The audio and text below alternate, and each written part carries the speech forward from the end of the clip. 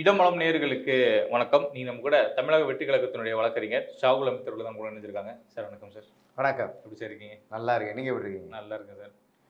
தமிழ்நாட்டுல பல்வேறு சட்ட ஒழுங்கு பிரச்சனை நடந்துகிட்டு இருக்கு. ஆனா இதையெல்லாம் கண்டுகொள்ளாத உளவுத்துறை, தமிழக வெற்றி கழகத்துக்கு எத்தனை மக்கள் வந்தாங்க? யார் யார் கூட்டிட்டு வந்தா? எந்த மாதிரியான விஷயங்கள் நடந்துகிட்டு இருக்கு அப்படின்னு தமிழக அரசு அந்த உளவுத்துறை வச்சு சில விஷயங்களை வந்து வேவு பார்க்கிறதா சில தகவல் வந்தது. இதை எப்படி பார்க்குறீங்க? அதாவது உங்க கேள்வியிலே விஷயம் இருக்கு. ஒரு வழக்கறிஞர் தன்னோட கருப்பு சட்டை உடையோட அவர் கேஸ் கட்டோட நீதிமன்றத்துல வெட்டி சரிக்கிறாங்க. ரொம்ப குற்றீரமா கொலையுமா கிடக்குறாங்க. பதறுது. அதைத்தான் இப்ப பாத்தீங்கன்னா ஒரு ஆசிரியைய அவங்க வகுப்பறை இந்த ஓய்வு அறையில் இருப்பாங்க பாருங்க, அங்க ஒரு வாலிபர் எந்த கேள்வி கூட கிடையாது. என்ன பிரச்சனையா இருக்கட்டுங்க, அவர் பேசாம ரொம்ப சுதந்திரமா போய் ஈஸியா குத்தி கொலை பண்ணிட்டு வர்றாப்புல. என்ன ஆச்சு இங்க நடக்குது? எவ்வளவு கீழ்த்தரமான செயல்கள்லாம் இங்கே நடந்துகிட்டு இருக்கு. இப்படி பல்வேறு செயல்கள் நடந்துகிட்டு இருக்குது. ஒரு மருத்துவருடைய பிரச்சனை பார்த்தோம். எந்த பிரச்சனையா இருக்கட்டுங்க, ஒரு பணி பாதுகாப்புன்னு இருக்கணுமா இல்லையா? நம்ம ஒரு வேலை செய்கிற இடத்துல ஒருத்தருக்கு பணி பாதுகாப்பு இல்லைன்னா, அது தனியார் இருக்கட்டும், இதாக இருக்கட்டும், தனியாராக இருந்தால் நம்ம என்ன விட்டுருவோமா? லைசன்ஸ் ரத்து பண்ணுவோம், அதை ரத்து பண்ணுவோம், இதை ரத்து பண்ணுவோம். எங்க ஒரு கற்றறிந்த வழக்கறிஞருங்க இப்ப அன்னைக்கு ஒரு மருத்துவருக்காக போய் நின்றாங்களே, இந்த வழக்கறிஞருக்காக வந்து ஒரு அமைச்சர் நிக்கல, ஒருத்தர் நிக்கல. அவரை பற்றிய ஒரு செய்தி எல்லாம் இருட்டடிப்பு செய்யப்படுகிறது. சட்டம் தான் ஒரு இருட்டை நான் படிச்சிருக்கிறேன். சட்ட வல்லுநர்களுக்கே என்னை இருட்டுக்குள்ள தள்ளக்கூடிய அவலமான சூழ்நிலை இருக்கு. மனசு பதறுது. இப்படியெல்லாம் அசிங்கங்கள், சட்டம் ஒழுங்கு சீர்கிட்டு ரொம்ப கீழ்த்தரமான நிலையில இந்த அரசாங்கம் போயிட்டு இருக்கும்போது உளவுத்துறையை வச்சு இப்ப நீங்களே சொன்ன மாதிரி அப்பாவி பசங்க அவங்க என்ன நினைச்சுக்கிட்டாங்கன்னா, இவங்க ரசிகர் மன்ற பசங்க தானே, இவங்கள்ட்ட பேசினா போலீஸ் பேசுனா இது பேசுனா நடக்கும்னு நினைக்கிறாங்க. இது ஒரு கோணம். இன்னொரு கோணம் என்ன தெரியுமா?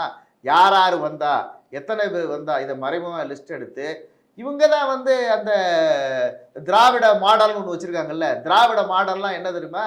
வாக்காளர்கள் இருக்கக்கூடிய தமிழக வெற்றி கழக உறுப்பினர்களை கூட வெளியேற்றுறதுக்கு, வாக்காளர் பட்டியலிருந்து நீக்கிறதுக்கு கடைசி கட்டத்தில் இந்த முயற்சி நடக்கும். ஜாக்கிரதையா இருக்கணும். தமிழக வெற்றி கழகத்தை சேர்ந்த தோழர்கள், பொதுஜனங்கள் அல்லது தளபதியை வந்து ஆதரிக்கக்கூடியவங்க. இப்போ ஒரு முகாம் நடந்துச்சு, அதுக்கப்புறம் ஒரு பட்டியல் வரும். இதெல்லாம் ஜாக்கிரதையா பார்க்கணும். இந்த உளவுத்துறையை வந்து வேறு விதமாக பயன்படுத்தி இவங்களுக்கு ஏதாவது பழைய விஷயங்கள் இருக்கா, பிரச்சனைகள் இருக்கா, தனிப்பட்ட பிரச்சனைகள் இருக்கா, இதை யாரை தட்டி தூக்கலாம், யாரை உள்ள வந்து குட்டி கலாட்டா பண்ணலாம், யார் மேலே இது பண்ணலாம், யார் சுறுசுறுப்பாக இருக்காங்க அவங்க ஸ்பீடை குறைக்கலாம். இதுதானே கடந்த காலத்தில் நம்ம பார்க்குறோம். இவங்க பண்ணுற அரசியல்ன்றது வந்து இதுதானே பார்த்துக்கிட்டு இருக்கா. ஆனால் இங்கே இந்த ஸ்கெட்சு போட்டு தூக்குறதெல்லாம் நடக்காது. ஏன்னா அதை விட பெரிய ஸ்கெட்சு எங்கள் பொதுச் செயலாளரும் மரியாதைக்குரிய எங்கள் தளபதியும் போட்டிருக்காங்க. இவங்கெல்லாம் என்ன நினைக்கிறாங்கன்னா, இவங்க நாங்கள் கத்துக்குட்டி அரசியல்வாதியே அல்ல, உங்களுக்கு கற்றுக் கொடுக்க வந்து அரசியல்வாதி. இப்போ பொதுச் செயலாளர் வந்து பின்ப அரசியல் கிடையாது. எங்கள் பொதுச் செயலாளர் பார்ப்பதற்கு எளியவர், ஆனால் அறிவு கூர்மையும் நுணுக்கமும் நுண்ணறிவும் படைச்சவங்க. அதனால தான் இந்த மாநாட்டு விஷயங்களாக இருந்தாலும் சரி, மற்ற விஷயங்களாக இருந்தாலும் சரி, இப்போ வரக்கூடிய அறிக்கைகள் எல்லாமே எங்களுடைய அரசியல் விஷயங்கள்லாம் இம்பேக்ட் அதிர்வளைவுகளை தொடர்ந்து ஏற்படுத்திக்கிட்டே இருக்கு. இவங்க யாரை வச்சு மிரட்டினாலும் சரி, உருட்டுனாலும் சரி, எங்களை எப்படி இவங்க எந்த வகையில் எங்களை மிரட்ட பார்த்தாலும், உருட்ட பார்த்தாலும், மிரட்ட பார்த்தாலும் அதை கண்ணெலாம் மிரள்றவங்க நாங்கள் கிடையாது. அது வந்து தமிழக வெற்றி கழக தொண்டர்கள், தோழர்கள் அல்லது தளபதியின் பின்னணியில் இருக்கக்கூடியவங்கெல்லாம் ரொம்ப திடமாக தான் இருக்கும். ஆனால் சட்டம் ஒழுங்கை சரி செய்ய வேண்டிய காவல்துறை இன்னைக்கு உங்களுடைய அரசியல் அதிகாரத்தை தக்க வச்சுக்கிறதுக்கு பயன்படுத்தி இதை விட கீழ்த்தரமான செயல் வேறு எதுவுமே கிடையாது. சார், இப்போ நீங்கள் 2 சம்பவம் சொன்னீங்க. ஒன்று வழக்கறிஞர் வந்து கொலை செய்யப்பட்டதும், இன்னொன்று அந்த பள்ளிக்கூடத்தில் ஒரு ஆசிரியர் தாக்கப்பட்டதும். இப்போ 2 விஷயம் எடுத்துட்டோம்னா, இது சாமானிய மக்கள் மத்தியில் இருக்கக்கூடிய ஒரு பிரச்சனை. இது ஒரு கொலை சம்பவம் நடந்துருச்சு. இந்த இடத்துல இதுக்கப்புறம் தான் காவல்துறையாக இருக்கட்டும், அரசாங்கமாக இருக்கட்டும் உங்கள் நடவடிக்கை எடுக்க முடியும். இதுக்கு முன்னாடியே எப்படி வந்து தடுப்பு போட முடியும்? இவங்க என்ன மேஜிக் பண்ணிட்டு இருக்க முடியுமா? என்னது? இல்லை அது உங்க கேள்வி நியாயம் தான். இங்கே பாருங்க, ஒரு விஷயம் பார்த்துக்கங்களேன். நான் சொல்றது பணி பாதுகாப்பு. அப்ப சட்டசபையில வந்து ஈஸியா ஒருத்தர் நுழைஞ்சு வெட்டிட முடியுமா? நான் என்ன சொன்னேன், இங்க மக்களாட்சி இல்ல, மக்களாட்சி தான் நடக்குது. மக்களாட்சி நடக்குது. எல்லாருக்கும் சமம் தானே சட்டம். உங்களுக்கு 10 போலீஸ் அதிகமா எங்க சட்ட வல்லுநர்களுக்கு, ஒரு சட்டம் படித்தவங்களுக்கு, ஒரு நீதிமன்ற நீதிபதிகளுக்கு நீங்க எங்க பாதுகாப்பு கொடுப்போம், இது என்ன நியாயம்? இல்லை ஒரு மருத்துவருக்கு நீங்க பாதுகாப்பு கொடுக்க, இது என்ன நியாயம்? ஒரு சத்துணவு ஆயாவாக இருந்தால் கூட அவங்களுக்கு பாதுகாப்பு கொடுக்கணும், ஒரு ஆசிரியருக்கு பாதுகாப்பு கொடுக்க, இது என்ன நியாயம்? சட்டத்தின் ஆட்சி தானேங்க. நான் சிம்பிளா ஒரே ஒரு அப்ப கேள்வி கேட்கிறேன். தமிழக வெற்றி கழகம் என்ன பண்றீங்கன்னா, உங்களோட உறுப்பினர்ல 1 கோடி பேர் சேர்த்து வச்சிருக்கீங்கல்ல, இந்த 1 கோடி பேரையும் பாதுகாப்புக்கு அனுப்பி விடுங்கன்ற மக்களுக்கு. இது மக்கள் என்ன சேவைக்காக அனுப்பி இல்ல விடுங்க. இல்ல ஒரு விஷயம் என்ன சார் ஜனநாயக ஆட்சி தான். இல்ல இல்ல நீங்க பண்ண வேண்டியது இல்ல தானே. இது ஒரு ஆ, நகைப்புக்குரியான விஷயம். எப்படி இப்ப இது இல்ல நகைப்புக்குரிய ஒரு விஷயமா விஷயம் இருக்கோ, தெரியல. அதே மாரி தான் நீங்க பேசுறதும் இல்ல இருக்கு. இல்ல ம், ம். நான் சொல்றது அரசு ஊழியர்கள் அல்லது பணியிட பாதுகாப்பு சட்டங்களை நான் பேசிக்கிட்டு இருக்கேன். இப்ப நான் வந்து இவங்க 2 பேருக்குமே அவங்களுடைய செய்யும் தொழில்ல, செய்யும் வேலையில பிரச்சனை வரல. இங்க பிரச்சனை அவங்க தாக்கப்படுறாங்க. யாராலன்னா, இங்க சில கைகூலிகளால. இத காவல்துறை ரொம்ப ரொம்ப விரைந்து விரைந்து இந்த விஷயங்கள் நடவடிக்கை எடுத்துக்கிட்டு இருக்காங்க. நம்ம பொத்தாம் பொதுவா காவல்துறையை இழிவுபடுத்துற மாரி தமிழக வெற்றி கழகம் பேசக்கூடாதுன்றாங்க. காவல்துறையை நம்ம சொல்லல, ம், அரசாங்கத்தினுடைய கையறு நிலையத்தான் பேசிக்கிட்டு ம், இருக்கோம். காவல்துறை வந்து என்ன செய்யும்? நான் அதைத்தான் சொல்றேன். ம். நீங்க இந்த பணி பாதுகாப்புக்கான சட்டதிட்டங்களை இந்த அரசு நிறைவேற்றியிருக்கா? பணி பாதுகாப்புக்குன்னு ஒரு பெரிய பட்டியல். இப்ப அரசு ஊழியருக்கு ஒரு கைட்லைன் இருக்குங்க. அதே போல இப்ப ஒரு வழக்கு நாங்க சட்டம் படிச்சிருக்கோம். எங்களுக்கு ஒரு பணி பாதுகாப்பு இருக்குது. ஏன்னா இப்ப நாங்க மட்டும் அங்க இல்ல. வழக்கறிஞர் மட்டும் இல்ல. அங்க மாண்புமிகு நீதிபதி இருக்காங்க. அவங்க அரசு ஊழியரு. அரசு ஊழியர்களுக்கு எப்படி நீங்க வந்து ஒழுக்க நெறிகள் குடுக்குறீங்களோ, அதே மாரி அரசு ஊழியர்களுக்கு ஒரு பணி பாதுகாப்புன்னு ஒண்ணு இருக்கு. நான் சொல்றது அந்த குறைந்தபட்ச பணி பாதுகாப்ப தான் நான் சொல்றேன். ஏங்க நீதிமன்றத்துல பொதுவா இப்ப நீங்க ஸ்கூல கூட விட்டுருங்க. நீதிமன்றத்துல அங்க வந்து வழக்கறிஞர்கள் கூட காவல்துறையினரும் இருப்பாங்களா இல்லையா? நிச்சயமா ஒரு கிரிமினல் கேஸ்க்கு அது ஒரு கிரிமினல் லாயர்ன்னு போடுறாங்க. காவல்துறை இருப்பாங்க, இது இருப்பாங்க. அப்ப இந்த பணி பாதுகாப்பு சட்டத்த உறுதி செய்யணும்னு நான் ஏன் சொல்றேன்னா, அந்த காவல்துறை கரங்களை இது பண்ணாம, நீங்க எதெதுக்கோ என்கவுண்டர் பண்றீங்க. என்கவுண்டர் பண்ண சொல்லல நானு. ஒரு தற்காப்புக்காக அவர வந்து ஏதோ அவர் சர்வ சாதாரணமா நடந்து போறாருங்க. அதுக்குன்னு எல்லாரும் வக்கீல் கையில வந்து நம்ம துப்பாக்கி குடுத்தலாமா இல்ல சார்? துப்பாக்கி நான் சொல்றது அப்புறம்? இல்ல அங்க காவல்துறை இருக்காங்கல்லங்க. ம். அவங்க இது உடனடியா விரைந்து நடவடிக்கை எடுக்கணும். இந்த அரசு ஒரு ஒரு ஒரு மீட்டிங்க போட்டு சம்பவம் பணி இன்னைக்கு தான் சார் நடந்திருக்கு. அப்போ இனிமேல் தான் என்ன ஏதுன்னு விசாரிப்பாங்க. முன்பகையா? இல்ல அந்த வழக்கறிஞர்கள் தரப்புல ஏதாவது பிரச்சனை இருக்கா? இல்ல வந்தவங்க என்ன மோட்டிவ்ல வந்தாங்க? இல்ல யாரால இயக்கப்பட்டாங்களான்னு இனி தான் விசாரிப்பாங்க. என்னவா ஒரே இருக்கட்டும். நாள்ல எப்படி முடியும்? இல்ல இது என்னவா வேணாலும் இருக்கட்டுங்க. ம். இது என்னவா வேணாலும் இருக்கட்டும். இப்ப நான் கேட்கறது தப்பு அவர் மேல இருக்குன்னு கூட வச்சுக்கோங்க. ஓகே. நான் கேட்கறது பணி பாதுகாப்பு. பணி பாதுகாப்புன்னு நான் அவருடைய தனி மனிதனுக்கு மட்டும் நான் கேட்கல. அங்க மாண்புமிகு நீதிபதிகள் இருக்காங்க. ஏன்னா அவங்களுக்கும் சேர்த்து நான் பணி பணி பாதுகாப்புன்றது எழுத்துல சட்டம் ஒண்ணு இருக்கு பாருங்க. அரசு பணியாளர்களுக்கு பணி பாதுகாப்பை உறுதி செய்யணும். வழக்கறிஞர்களுக்கு பணி பாதுகாப்பு சட்டத்தை உறுதி செய்யணும். இப்படி ஒரு டிராஃப்ட் மாடிஃபிகேஷன் இருக்கு. ம். அது ஒரு பெரிய வாஸ்ட் ஃபீல்டு. ஓகே. அந்த டிராஃப்ட் மாடிஃபிகேஷன் அதுல சொல்லப்பட்ட வரையறைகளை இந்த தமிழக அரசு விரைந்து செய்யணும்னு தான் கேட்கிறோம் நாம. ரைட். Okay sir. இப்போ திமுக அரசு வந்து பல்வேறு விஷயங்கள்ல கோட்ட விடுறாங்கன்றது மக்களுக்கு புரியுது.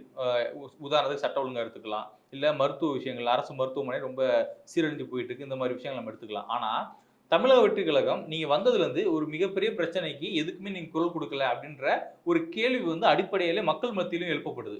இப்ப விஜய் வந்துட்டாரு. விஜய் வந்தா பிரம்மாண்டமான அரசியல் பண்ண போறாரு. திமுக தான் நேரடியா எதிரின்னு சொல்லிட்டாரு. அப்ப வீழ்த்திருவாரு அப்படின்னு பார்த்தோம்னா, விஜய் அவர்கள் தரப்புல இருந்து இன்ன வரை ஒரு பத்திரிக்கையாளர் சந்திப்பு கூட நடக்கல. இன்ன வரைக்கும் மக்கள நேரடியா சந்திக்கணும் அப்படின்ற ஒரு செயல் திட்டம் கிடையாது.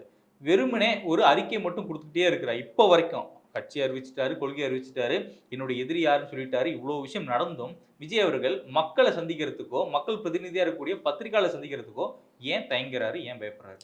ஒரு தயங்கம் இல்ல, பயப்படவும் இல்லைங்க. ரொம்ப சிம்பிள் கான்செப்ட் தான். இப்ப இவங்க மாநாடு நடத்துவாங்களான்னு கேள்வி கேட்டாங்க. வெற்றிகரமா ஒரு மாநாட நடத்தணும். இவங்க வந்து இவங்க பொறுப்பாளர்களை போட்டுருவாங்களான்னு இப்ப அந்த வேலை நடந்துகிட்டு இருக்கு. பொறுப்பாளர்களை போடக்கூடிய வேலைகள் நடந்துகிட்டு இருக்கு. இவங்க இப்ப நீங்க பாத்தீங்கன்னா, இதே உளவுத்துறை ரிப்போர்ட்ட தான் சொல்றேன். இப்ப சமீபத்துல நம்ம வாக்காளர் சேர்ப்பு நடந்துச்சு இல்லையா முகாமு, அதுல திமுக, அதிமுகவுக்கு இணையாக எல்லா மாவட்டங்களிலும் தமிழக வெற்றி கழகத்தினுடைய உறுப்பினர் சேர்க்கை குழு, அங்கே இருக்கக்கூடிய வார்டுல இருந்தக்கூடிய பிரதிநிதிகள், நாங்க ஏற்கனவே போட்ட பூத் கமிட்டி உறுப்பினர்கள், இவங்கெல்லாம் போய் நின்னு ஒரு அரசியல் கட்சிக்கு இணையா அந்த இளைஞர்கள் எல்லாரையும் சேர்க்கிற பணியிலையும் அந்த விஷயங்கள்ல தன்னை ஈடுபடுத்திக்கிட்டாங்க. அப்ப இப்ப என்னன்னா, நம்ம ஒரு வேலையா நடந்துகிட்டு இருக்குது. நிச்சயமாக கேட்கப்பட வேண்டிய கேள்விகள் நிறைய இருக்கு இந்த அரசுக்கு. எங்க தளபதி வந்து அதற்கான ஒரு சூழலை விரைவில் ஏற்படுத்துறதுக்கு ஆயத்தமா இருக்கிறாரு. நல்ல நீங்க நேரம் பார்த்துக்கிட்டு அப்படி இருக்காரு. கிடையாது. நல்ல நேரம் இதெல்லாம் கிடையாதுங்க. இப்ப ஒரு விஷயம் தெரிஞ்சுங்களேன். பத்திரிகையாளர் வந்து இந்த நாட்டுடைய ஜனநாயகத்தினுடைய முக்கியமான தூண்கள் ஒருத்தர். கட்டாயம் உங்க கோரிக்கை வந்து நியாயமானது. அதை நம்ம மறுக்கல. இது வந்து கட்டாயமான ஒரு தேவையும் கூட. இன்றைய இருக்கக்கூடிய சோசியல் மீடியா யுகத்துல தளபதி போன்ற ஒரு ஆளுமை கட்டாயமாக பிரச்சனைகளுக்கு வந்து பத்திரிகையாளரை சந்திக்கணும். நியாயமான கருத்து வருவாரு. கட்டாயம் வர்றாரு. விஷயம் என்னன்னா, அதற்கு இப்ப எப்படி என்னன்னா, நீங்க முதல் சந்திப்பு வேணாலும் கொஞ்சம் தள்ளி போகலாம் வழியா, அடுத்து தொடர் சந்திப்புகள் இருக்கும். இது நான் ஒரு உத்தரவாதம் உங்களுக்கு சொல்ல முடியும். ஏன்னு சொன்னா, அவங்க எப்பவுமே என்ன நினைப்பாங்க, எப்படி மாநாடு முதல் மாநாடு எந்த அளவுக்கு ஒரு மிகப்பெரிய இம்பாக்ட்டை கிரியேட் பண்ணுச்சோ, அதைப் போல நம்மளுடைய பத்திரிக்கையாளர் சந்திப்பு என்பது ஒரு விரிவான சந்திப்பா இருக்கும். அது நிறைய பட்டியல்களை, இந்த அரசினுடைய அநியாயங்களை, அக்கிரமங்களை, இந்த அரசினுடைய கையறு நிலையை, இவர்களுடைய ஊழல் போன்ற விஷயங்களை எல்லாவற்றையும் கைவசம் வைத்து பத்திரிகையாளர் மத்தியில நிச்சயமா ஒரு மிகப்பெரிய மாபெரும் சந்திப்பை நிகழ்த்துவார்ன்ற நம்பிக்கை எனக்கு இருக்கு. அது பார்த்துக்கிட்டே இருக்குங்க. Wait and see. அது இப்ப எப்படி நீங்க இது ஒரு பெரிய அதிர்வலை ஏற்படுத்துச்சு இந்த மாநாடு. அதை விட பன்மடங்கு அதிர்வலையை இந்த பத்திரிகையாளர் சந்திப்பு ஏற்படுத்தும். நீங்க விளையாட்டா நினைக்க வேணாம். Right sir. நாங்களும் வெயிட் பண்ணிட்டு இருக்கோம் விஜய் அவர்களோட பத்திரிகையாளர் சந்திப்புக்காக. இப்போ அடுத்து கூட்டணி.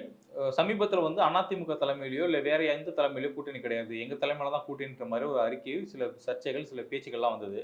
விஜய் அவர்களுடைய கூட்டணி எந்த மாதிரியான ஒரு விஷயமா இருக்கும்?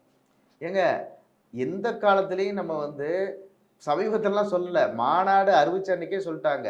நம்மளோடு சில பேர் வரலாம் இல்லையா? நம்மை நம்பி வருபவர்களுக்கு நாம் ஏதாவது செய்ய வேண்டும் இல்லையா? 234 தொகுதியிலும் நாம் முன்னணியாக நின்று முதன்மை கட்சியாக வெற்றி பெற முடிந்தாலும் நம்மளை நம்பி வர்றவங்களுக்காக ஆட்சியிலே அதிகாரத்துல பங்கு அப்படின்ற ஒரு சூழ்நிலையை சொன்னாங்க. எதுக்காக சொன்னாங்க? இப்போ எப்படி அதிமுகல வந்து இந்த தொண்டர்கள்லாம் சேர்ந்து தலைவரை தேர்ந்தெடுக்கிறாங்களோ, எங்க கட்சியுடைய அடிப்படை கொள்கையே தான். எங்களுக்கு எவ்வளோ பெரிய வெற்றி கிடைச்சாலும் எங்களை நம்பி எங்களுக்கு ஆதரவு கொடுத்து வந்தவர்களுக்கு நாங்கள் ஆட்சியிலே அதிகாரத்துல பங்கு கொடுத்து கடைசி மனிதனுக்கும் அதிகாரத்தை கடத்துவோம். நீங்க எதிர்பார்க்குறீங்க இல்லையா கூட்டணி, யார் வருவா, எப்படி வருவா, என்ன வருவான்றதுக்கெல்லாம் ஒரே பதில் தான். நீங்கள் எதிர்பார்ப்பதை விட வேறு விதமான ஒரு சூழலை தளபதி அவர்கள் மீண்டும் அறிவிப்பார். இதனுடைய தொடர்ச்சி நிறைய இருக்கு. நீங்க ஒரு ட்ரெய்லர் மட்டும் தான் பார்த்துருக்கீங்க. மெயின் பிக்சர் வர வர உங்களுக்கு தெளிவடையும். ஓ, இப்படி கூட கூட்டணி அமைக்க முடியுமா, இந்தந்த மாதிரி சூழ்நிலைகளில் கூட்டணியை உருவாக்க முடியுமா அப்படின்றத அதுவும் ஒரு ட்ரெண்ட் செட்டரா, ஒரு முன்னுதாரணமா இருப்பார். பார்த்துக்கிட்டே இருங்க. அதற்கான மிகப்பெரிய பின்புல பணிகள் நடந்துகிட்டு இருக்கு. நீங்க நினைக்கிற மாதிரி கிடையாது. வாத்து வந்து முன்னோக்கி நகர்கிறது என்று சொன்னால் கால்கள் பின்னோக்கி அசைந்து கொண்டிருக்கிறது என்பதுதான் அர்த்தம். ஆனா பார்க்கிறவங்களுக்கு அது ஏதோ தண்ணியில உட்கார்ந்து இருக்கின்ற மாதிரி தான் தெரியும். அது போன்ற இந்த வேலைகள் வந்து ஆக்கப்பூர்வமான வேலைகள், பணிகள் நடந்துகிட்டு இருக்கு. நிச்சயமாக நீங்க ஏன்னா அரசியலுக்கு எல்லாமே சாத்தியங்க. 3 நாள்ல கட்சி ஆரம்பிக்கிறது கூட சாத்தியம். ஒரு காங்கிரஸ், மிகப்பெரிய காங்கிரஸ் 1996 உடைஞ்சு 3 நாள்ல கட்சி அமைத்து 30 நாள்ல ஆட்சி அமைத்து மரியாதைக்குரிய ஐயா மூப்பனார், ஐயா ரஜினி போன்றவர்கள்லாம் சேர்ந்து, ரஜினி மன்றவங்கள்லாம் சேர்ந்து வேறொரு அமைப்பை ஏற்படுத்தி ஒரு பெரிய ஆட்சி மாற்றத்தை ஏற்படுத்தினாங்க. எந்த நோக்கத்துக்காக ஐயா மூப்பனார் கட்சி ஆரம்பிச்சாரோ அந்த நோக்கத்தை புரிந்துவிட்டு அடுத்த தேர்தலில் இவங்க போய் அந்த அம்மையாருடைய சேர்ந்துக்கிட்டாங்க. இதெல்லாம் வந்து அரசியலில் சாத்தியம். இயற்கை மாற்றங்கள், சில மாற்றங்களை அரசியல் கட்சிகள் மத்தியிலே ஏற்படுத்தலாம். அது எந்த விதமான இயற்கை மாற்றமாக இருக்கலாம். நல்ல மாற்றம் அல்லது நாம் எதிர்பாராத சில திருப்பங்கள், அது இயற்கை மாற்றத்தின் வாயிலாக எழுவது. அப்போ நாம் எதிர்பாராத ஏதோ ஒரு சில புதிய இயக்கங்கள் கூட பின்னால் இன்னும் 1 வருஷத்தில் தோன்றலாம், அல்லது புதிய அமைப்புகள் வரலாம், அல்லது இருக்கக்கூடிய அமைப்புகள் ரீசஃபல் ஆகலாம். வெர்டிகல் ஸ்பிரிட் ஏன் திமுகவில் வராதுன்னு நீங்கள் என்ன நினைக்கிறீங்க? திமுக இல்லை சிதறாதுன்னு நீங்கள் எதுவுமே சொல்ல முடியாதுங்க. எந்த இயக்கமே சிதறாதுன்னு சொல்ல முடியாது. எந்த இயக்கமே சூழ்நிலை இதை பொறுத்து மாறும். இன்னைக்கு ஆட்சி அதிகாரம் இருக்குங்க. ஆட்சி அதிகாரம் இருக்க வரைக்கும் அதை ருசிக்கிறதுக்காக, ரசிக்கிறதுக்காக ஒரு கூட்டம் இருந்துகிட்டு இருக்கோம். அவங்க அந்த விளைஞ்சகாட்டு குருவியெல்லாம் கத்த எப்போ தெரியுமா ஆரம்பிக்கும்? கருதறுத்து முடிஞ்ச பிறகு தான் குருவி சத்தமே வரும். ஏன்னா இப்போ தீனி இருக்கு, குருவி சாப்பிட்டுக்கிட்டு இருக்கு. அதனால தோட்டம் அமைதியா இருக்கு. அது பூந்தோட்டமா உங்களுக்கு தெரியும். அதனால தான் இன்டாக்டா தெரியுது. அப்புறமா தான் அந்த அரசியல் டாக்டிக்ஸ் எல்லாம் வரும். ஆகையினால அறுவடை என்கின்ற தேர்தல் அறிவிப்பு வரட்டும். அதுக்கப்புறம் சத்தம் அல்ல, மிகப்பெரிய அலறல்லாம் கேட்கும் உள்ள. இப்போ களத்துல வந்து திமுக அப்படின்னா அதுக்கு நேர் எதிராக எதிர்கட்சியா இருக்கக்கூடிய மிக விரைவாகவும் மிக தீவிரமாக செயல்பட்டுறது அதிமுக தான். திமுக வர்சஸ் அதிமுக. அதுக்கு அடுத்த கட்டத்தில் யார் இருக்கான்னு பார்த்தா நாம் தமிழர் வர்சஸ் விஜய் அப்படின்ற ஒரு கட்டமைப்பு இங்கே உருவாக்கப்பட்டுக்கிட்டு இருக்கு. அதை நோக்கி தான் சீமான் அவர்களுமே நகர்ந்துட்டு இருக்காங்க. இப்போ சீமான் தரப்பு இருக்கக்கூடிய ஐடி விங் பசங்களாக இருக்கட்டும், இல்லை யூடியூப் சேனல்ஸாக இருக்கட்டும், இவங்க எல்லாருமே விஜய் அவர்களை தினந்தோறும் தாக்கக்கூடிய வழியில இறங்கிட்டாங்க. ஆனா விஜய் அவர்கள் தரப்புல இருந்து சீமானை பெருசா கண்டுக்காதீங்கப்பா அப்படின்னு சொன்னதா ஒரு தகவல் இருக்கு. இது எப்படி நம்ம எடுத்துக்கிறது? எங்களுக்கு ஒரு நட்பு சக்தி தானே, நாங்க ஏன் அவரை தாக்கணும்? ஆனா அவர் அப்படி சொல்லலையே, எதிரி தான் அப்படின்ட்டாரு. சொல்லிட்டு போறாரு. ஏங்க உங்களை ஒரு பக்கத்து வீட்டுக்காரர் இருக்காரு, ஒரு சின்ன அவர் ஒரு சாதாரண பிரச்சனைக்காக உங்களை பகையாளியா நினைக்கிறாரு. நீங்க அப்படி நினைக்காம இருக்கலாம் இல்லையா? உங்கள பகையாளின்னு நினைக்கல. உங்கள துரோகின்னு சொல்றாரு. ஏன்னா நீங்க திராவிடத்த ஏத்துக்கிட்டீங்க. திராவிடத்த ஏத்துக்கிட்டவன் தமிழினத்துக்கு எதிரி, தமிழின துரோகி அப்படின்னு சொல்றாரு. சொல்லிட்டு போறாரு. அப்ப ஏங்க நீங்க துரோகி நீங்க தானா? இல்ல ஏங்க அப்ப தமிழர் வெற்றி கழகம் துரோகியா? ஏங்க அவர் சொல்றதுனால அவர் எங்களை தியாகினா நான் இங்க தியாகி ஆயிடுமா? அவர் எங்களை முதல்வர் அவர் என்ன வசிஷ்டரா? அப்படி இல்லைங்க. மூத்த அரசியல்வாதி சார். 15 வருட காலமா எங்க தமிழ்நாட்டுல அண்ணன் தொல் திருமாவளவனோட ஒரு மூத்த அரசியல்வாதி இல்லைங்க. அண்ணன் தொல் திருமாவளவன் மூத்த அரசியல்வாதி கிடையாது. எனக்கு அவரே சொல்லிட்டாரு இது வெறும் படப்பிடிப்புன்னு. அப்ப அதை ஏத்துக்கலாமா வெறும் படப்பிடிப்புன்னு? ஏங்க ஒரு விஷயம் தெரிஞ்சுங்களேன். அவரே தான் சொல்றாரு சீமான அரசியலுக்கு லாய்க்கு இல்லைன்ட்டு. அப்ப அதை ஏத்துக்கலாமா? அது வேணாம். நம்ம என்ன சொல்றோம்னா, நம்ம ஒரு ரொம்ப சிம்பிளான ஒரு விஷயம் தான் சொல்றோம். எங்களுக்கு ஒரு முக்கியமான நோக்கம் இருக்குது. எங்களுக்கு ஒரு எதிரி இருக்காங்க. நாங்க எதிர்நிலையில பார்க்கக்கூடிய திராவிட முன்னேற்ற கழகத்தினுடைய ஆட்சியை, அதிகாரத்தை அகற்றிவிட்டு ஒரு ஆட்சி மாற்றம் அல்ல, அரசியல் மாற்றத்தை நோக்கி நம்ம பயணம் பண்ணணும்னு போகும்போது, சும்மா அங்கிட்டு இங்கிட்டு திரும்பி பார்த்தா நம்ம சிதறி கீழ விழுந்துருவோம். எங்கள சிதறடிக்க முயற்சி நடக்குதுங்க. எங்க கவனத்தை சிதறடிக்க முயற்சி நடக்குது. சீமானுக்கு என்ன சார் அவசியம் இருக்கு? உங்கள அது சிதறடிக்க யாருக்கு அவருக்கு என்ன தெரியும்? பலன் இருக்க போகுது? இங்க பாருங்க, உள்நோக்கங்கள் இங்க இருங்க. அரசியல்ல நிழல் அரசியல் நிறைய உண்டு. நிஜ அரசியல் நிறைய உண்டு. பின்புலத்துல என்ன நடக்குதுன்னு யாருக்கு என்ன தெரியும்? ஒரு விஷயம் தெரிஞ்சுங்களேன். அரசியல் அண்ணன் என்ன வேணாலும் பேசட்டுங்க. அரசியல் என்பது ஆட்சி அதிகாரத்தை கைப்பற்றினாதாங்க மாற்றம் வரும். அப்ப விஜய்க்கு பின்னாலும் விஜயோட நிழலாகவும் வேற யாரோ ஒருத்தவங்க விஜய் ஏக்குறாங்க அப்படி நம்ம எப்படி சொல்ல முடியும்? ஒரு விஷயம் நீங்க தான் சொன்னீங்க அரசியல்ல நிழல் ஒரு நிஜத்துக்கு பின்னாடி இருக்க நிழல் யார வேணாலும் இல்ல நான் சொல்றது விஷயம் கேக்குறேன். அரசியல் பின்புலத்துல எத்தனையோ சில சாணக்கியத்தனங்கள், சில பேச்சுவார்த்தைகள் நடக்கும். எதிரிகள் நண்பர்களா இருப்பாங்க, நண்பர்கள் எதிரியா இருப்பாங்க. இப்ப திமுக பாஜகவோடு கள்ள உறவு வச்சிருக்குன்னு அதிமுக சொல்லுது. இது இருக்குமா இல்லையான்றது நமக்கு தெரியாது. விஜய் அவர்களை இயக்குறது பாஜகங்கிறத ஒரு எப்படி அப்படிதான் அதையும் தான் அடுத்து சொல்றேன். அப்படி அதையும் தான் அடுத்து சொல்ல வரேன். நான் எதையும் மறுத்து பேசுறது கிடையாது. ஏன்னா அப்படியும் சொல்லுவாங்க. ஒரு பெயிண்ட் டப்பா, அதான் தளபதி சொன்னாரு, பெயிண்ட் டப்பாவை எடுத்து சாய் அடிக்க பார்ப்பாங்க. அது அல்ல எங்களுக்கு நோக்கம். எங்களுக்கு வேலை நிறைய இருக்கு. எங்களுக்கு ஏகப்பட்ட வேலை கிடக்குது. இன்னும் நாங்க எங்க தொண்டர்களை தயார்படுத்தி, நாங்க தெருமுனை கூட்டங்கள் எங்க கொள்கை கோட்பாடுகளை எடுத்துட்டு போயிட்டு, நாங்க மக்கள்கிட்ட சொல்லி, கொள்கையை சொல்லி, கோட்பாடுகளை சொல்லி, தளபதியுடைய நல்லெண்ண அரசியலை சொல்லி, ஆட்சி மாற்றத்தை சொல்லி, அரசியல் மாற்றத்தை சொல்லி, இங்க உள்ள அவலங்களை சொல்லி, நாங்க அரசியல் செய்யறதுக்காக இங்க இருக்கிறோம். மக்களை நம்பி நாங்க அரசியலுக்கு வந்திருக்கிறோம். அப்படிங்கும்போது வேற விஷயங்களை ஒரு தனிநபர் தாக்குதல், அநாகரிகமா பேசுறது, இந்த அரசியல் வேணாம்னு எங்க தளபதி இந்த நினைக்கிறார். அரசியல் வேணாமா இல்ல அரசியல் களத்துல இருந்து சீமான நம்ம கண்டுகொள்ள வேணாம் அப்படின்ற ஒரு நம்ம இப்ப நீங்க சொன்னீங்க மரியாதைக்குரிய அண்ணன் தொல் திருமாவளவன் ஏதோ எங்களை பத்தி தவறா சொன்னாரு. அவருக்கு எதிராக நாங்க ஏதாவது பேசுறோமா? நீங்க சீமானை மட்டும் ஏன் பின் பாயிண்ட் அவுட் பண்ணி பேசுறீங்கன்னா, அவர் தினமும் திட்டுறாரு. சில பேர் எப்போவாவது திட்டுறாங்க. இங்க எல்லாருமே திட்டாத ஆள் யார் இருக்கா? சார் உங்களை திட்டல சார். அவர் உங்க மேல குற்றச்சாட்டு வைக்கிறாரு. நீங்க மக்களை ஏமாத்த வந்திருக்கீங்க, திராவிடத்தை தூக்கிட்டு வந்திருக்கீங்க. திராவிடம் தமிழினத்தை அழித்த ஒரு சித்தாந்தம், அதை கொண்டு நீங்க திணிக்கிறீங்கன்னா அப்ப உங்களுக்கு நீங்களும் தமிழர்களுக்கு எதிராக தான் இருக்கீங்கன்னு அவங்க குரல் கொடுக்குறாங்க. இல்ல அவர் அவருடைய கோரிக்கையை, அவருடைய கோட்பாடுகளை போய் மக்கள்கிட்ட வைக்கட்டுங்க. அவர் சொல்ற குற்றச்சாட்டுகளை ஏற்கிறாங்களா மறுக்கிறாங்களான்னு 2026 உங்களுக்கு தெரியும். அவர் இன்னும் என்ன வேணாலும் சொல்லுவாருங்க. தேர்தல் நெருங்க என்ன வேணாலும் சொல்லட்டுங்க. அவருன்னு இல்லை, இன்னும் நிறைய சொல்றதுக்கு வருவாங்க. இப்ப நம்ம ஆட்சி கட்டுல போக போக போக போக பழுத்த மரம் தான் கல்லடிப்படும். பட்ட மரத்துல யார் பார்க்க போறா? அதனால பட்ட மரம் இல்ல நான் அதுக்குன்னு பட்ட மரம் மட்ட மரம்னா நான் அதெல்லாம் இது இல்ல உதாரணம் சொல்லும் போது நீங்க அப்படிதான் சொல்றீங்க. பட்ட மரத்தை யார் பார்க்க போறாங்கன்னா அப்ப சீமானை தான் நீங்க இல்ல அப்படி இல்லை. நான் என்ன சொல்றேன்னா, யாரையும் இங்க குறைச்சு மதிப்பிடலைங்க. நம்ம எல்லாரையும் மக்கள் மன்றத்துல கொண்டு போய் வைப்போங்க. மக்கள் மதிப்பீடு செய்யட்டுங்க. மக்கள் நம்மளுடைய மதிப்பீட வாக்கு என்கின்ற வாயிலாக மதிப்பீடு செய்யட்டும். நாங்க நம்புறோம். நாங்க உறுதியாக தளபதியை மதிப்பீடு செய்து முன்னணியில் வைப்பாங்க நம்புறோம். அவங்க எங்க கொள்கைகள் வெல்லும், எங்க கோட்பாடுகள் வெல்லும் சொல்றாங்க. இதை 2026 தேர்தல் முடிவு சொல்லுன்னு நான் சொல்றேன். அதுக்காக நம்ம காத்திருந்தான் ஆகணும். Right sir. அதே மாதிரி காத்திருப்போம். 2026 தேர்தல் வரட்டும். கண்டிப்பா வெற்றி யாருக்கு, பட்ட மரம் யாரு, சுட்ட மரம் யாரு அப்படிங்கிறது தெரிய வரும். எங்களோட இணைந்து பல்வேறு கேள்விகளுக்கு மிக சிறப்பாக பதில் கொடுத்ததுக்கு நன்றி சார். நன்றி.